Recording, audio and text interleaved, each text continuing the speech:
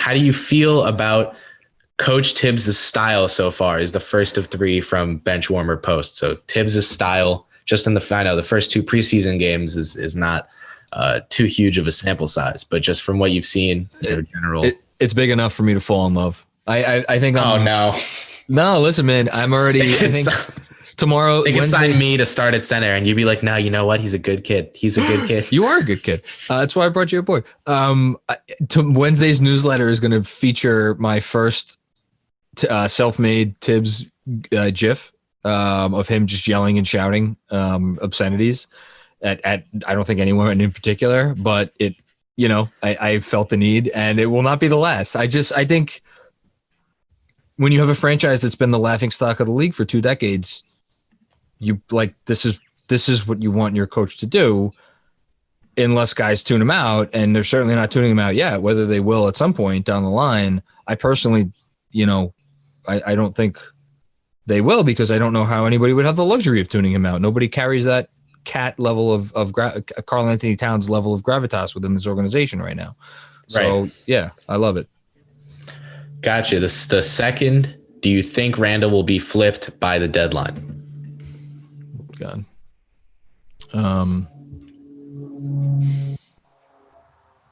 mean, obviously I want to say yes, but no, I don't know who's dying to get their hands on some Julius Randle, because at this point, it's like, you're right. But how do you flip him? You can flip him. We know it's possible. You look at the contracts that are getting moved around the league. You know it can be done. So then you look at actual, team matches. Does this team that can take him want him? And then things get a little murky. So you flip him. You could flip him for bad money. Which where's the bad money out there? And is someone really going to pay the premium to get, and it's like, and the Knicks are going to want. Because they're going to be like, he's our best. I got yelled at for saying something. I shouldn't generalize. He is the one guy on offense who brings attention to himself, for better or often for worse. The Knicks are I just don't think they're in a position right now where they're like, here, take this guy off our hands for literally anything.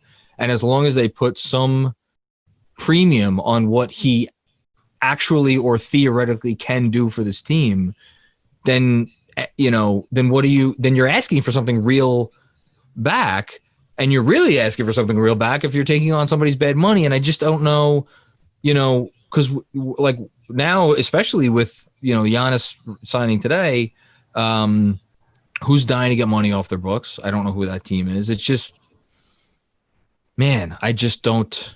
And then the last thing would be is like some team convincing themselves that they're a Julius Randle away from a whatever, a finals run or a deep playoff. No, I don't. Right.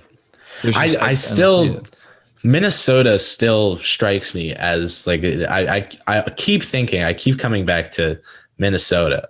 Minnesota and Charlotte were the 2 teams I kept coming back to. Watch bits of Minnesota the last 2 games they played against Memphis. Who were they playing at the 4? They're starting. Oh my God, big doofy white guy. Jake Layman. Yeah, thank you. He is the aforementioned big doofy white guy. That is all right. That's the big doofy white guy in question. And they also have. Yeah, but they need more Jake Laymans. They don't need a Julius Randle, because guess what? I don't actually know if they lost last night. I didn't watch it till the end, but like they need dirty work guys. They don't have enough of those because they have too many of the Anthony Edwards and D'Angelo Russells and Karl Anthony Townses of the world. They did lose to the Grizzlies.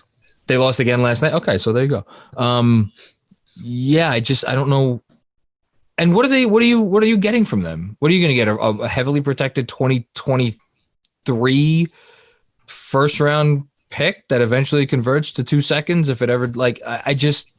And they probably are hesitant. I would think maybe to throw picks and deals because they're thinking, we might want those to stockpile assets for a trade for like a real other guy, whether they have Booker delusions or whatever it is, pairing the 3 buddies, whatever their plans are. I think their draft capital cash-in plans are bigger than Julius Randle. It's not. There's only one ball, and I don't. Yeah, it's just it doesn't. No. Well, okay. Is there another part of this question before we move on?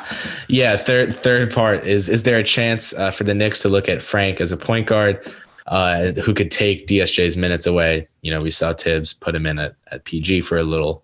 What's your read there? I think your best chance is they give RJ more playmaking responsibilities as the season goes on, and he is I'm spoiling Wednesday's column, and or the end of Wednesday's column, and he is the de facto second unit point guard alongside a Frank and or an Austin Rivers, and so like Frank's not the point guard, but like it's like, you know, the poor man's version of any big, like, you know, Kawhi and like Pat Beverly or something, where it's like, yes, Pat Beverly is the point guard, but yeah.